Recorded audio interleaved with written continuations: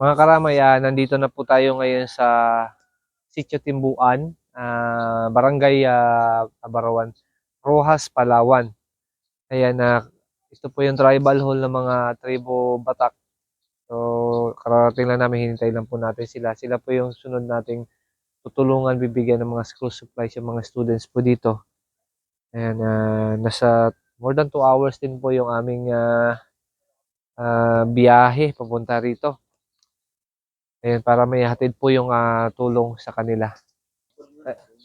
Richard po, Ito Richard. po yung yung presidente namin sa Ay, samahan. Richard. Ayan ng umagas. Ayan, maghatid po kami ng konting tulong para sa mga estudyante kasi nilapit ni Kagawad yung inyong lugar na marami raw po dito mga estudyante rin. Kakuan, malayo pala kayo sa kwan din. Malayo talaga. Sentro. Malayo talaga kami sa sentro. Isang problema po namin dito yung kung nag-aulan, minsan ay yung mga bata na itong maliliit na itong mga bata ay hindi na talaga nag-aaral, ay pauwi na kay mga bata na rin. Diyan na nagalaro sa mga tubig-tubig yan sa tabing kalsada. Pinabahayan niya. Doon sa may patag, galing kang baryo. Pag hindi pa Malayo patag nga yan, walang yan, yung baa dyan hanggang dito yan. Hindi basta yan. So, ayun yung challenge sila dito. Malayo sila sa eskwelahan, malayo sila sa school. Ngayon, pag umulan, hindi pa makakuan yung mga bata makapasok. Usually, bumabaha. Kasi sir, kahit dyan sa tawiran namin na yan yung tulay na yan na tinawid ninyo. Hindi kami makatawid yan. Kasi yung tubig dyan, yung baha dyan, hanggang baywang yan. Lampas ng tulay yan. Ay, hindi talaga kakayanin pag ganun. Yung mga maliliit na bata, possible malunod sila. Kaya sana soon magkaroon kayo ng sariling school dito na may teacher para hindi na ganun kahirap yung maging sitwasyon po ng kanilang mga estudyante. Late na sila nakakapag-aral din. So na supposedly high school na sila pero elementary pa lang. Kaya nung nilapit sa akin ni Kagawad, ayan nilapit sa akin ni Kagawad, yung mga estudyante, yung sukat ng mga paa nila, nagulat ako kasi ang lalaki. Sabi ko, dapat maliliit supposedly. Yun pala, medyo late sila sa kanilang pag-aaral. So dapat high school na, pero yung edad nila pang high school na, pero elementary pa lang sila. Which is good pa rin kasi kahit papaano tumutuloy yung nagsisikap mag-aral. Kaya, pwede makapatulong. Yeah.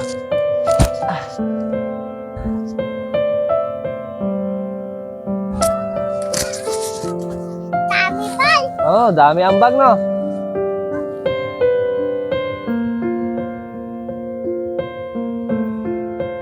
Buhay papasalamatan po natin kasi malaking alaga to. Pakilala ko lang po ang aking grupo. Sa pangunguna po na Sir Richard Hardin at ang kanyang may bahay, si Ma'am Julie Hardin. Ako po si Eric Mabini, taga Barangay Langugan. Magandang umaga kay Sir Richard. Ako nagpapasalamat po sa Diyos na talagang sa totoo lang si Sir Richard, hindi ko po siya kilala. Talagang naglakas loob ako na lumapit sa kanya. Nagpapasalamat ako sa grupo ni Sir Richard na kung saan talagang nagtiwala. Salamat sa pagtitiwala po na nakarating po kayo dito. Nagbigay na malaking tulong po ito para sa amin kasi dahil sa kahirapan dito, yung hanap buhay po talaga dito ng mga katutubong Batak, uling lang po talaga. So ibig sabihin mahirap. Ibig sabihin hindi ka makabili ng mga ganitong kagamitan ng mga bata. Sakripisyo yung mga kabataan dahil sa unang araw ng pagpasukan, wala talagang gamit na dala. Yung papel, talagang bit-bit lang. Kung umuulan, ibig sabihin basa. So bili naman yung magulang, kapalitan. Sa kahiligan nga na manood ng mga vlog-vlog, yun na nagkataon na napanood ko si Sir. Kaya nasubukan at salamat sa ganitong pagtitiwala at sa suporta. So sana Sir, gaya po ng sinabi ni Chieftain na sana po sa mga iba pang pangangailangan ng katutubong Batak sa ating buwan ay matulungan nyo pa kami. Kaya ang panalangin po namin na talagang bigyan pa kayo ng lakas ng Diyos na proteksyonan kayo sa araw-araw na inyong lakad at maging sa ibang tribo na marating po ninyo, asahan po ninyo na nakasuporta po kami sa inyo. At ang dalangin po namin sa grupong Katotoong Batak ay pagpalain po kayo ng Diyos na patuloy ninyong pagtulong sa bawat tribo. Yun lang po, maraming salamat. So ayun, magayong timprano sa lahat. Ayan, natutuwa lang kami. Ako, especially yung aking mga team, aking mga supporters from different part of the world. Gusto kong pasalamatan. Thank you so much po sa inyo. Ito po yung bunga ng ating pagtutulungan. Marami po tayong natutulungan ng mga tribo at yun po yung ating layunin. Kasi ako po ay galing din sa ganitong sitwasyon. Nakatira rin kami sa bundok. Naglalakad din ako ng 5 kilometro sa umaga, 5 kilometro sa hapon para makapag-aaral lang. So, ranas ko po, alam ko yung sitwasyon ng bawat isa. Kaya po ito yung napili ko at priority kong tulungan is yung katulad po dito sa mga tribo, Batak, or kung ano pang tribo na nasa remote area. Ayan, at pasalamatan po natin lahat yan kay Lord. To God be the glory kasi ako ay instrumento lang po, kami ay instrumento lang po. Pero si Lord po yung gumawa ng way para makarating po kami dito sa inyo. Tatawagin lang po yung mga nakalista rito ng mga estudyante, nasa school sila. At yun po, i-claim na lang yung kanilang mga school supplies, yung kanilang sapatos, medyas, slippers, at bags. Halina po kayo ng sapatos. Ayan, sapatos, chinelas po. Chinelas yun nyo rin siya. Kuha rin kayo ng bag. Kasunod po si Jing, si Petro. Ayan, tapos po si Kuha po kayo ng isang sapatos, isang bag, para sa chinelas. Kali ka. Doon sa maliit. Sa maliit.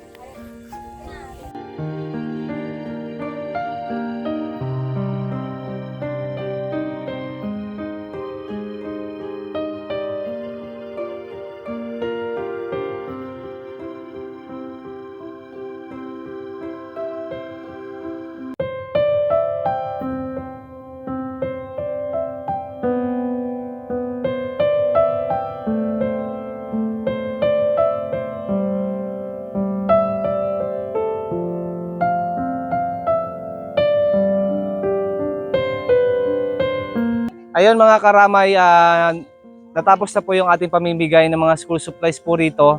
So kung pasalamatan muli yung mga karamay natin dyan sa iba't ibang panig ng mundo. Maraming salamat po yung aking Team Pataas Family.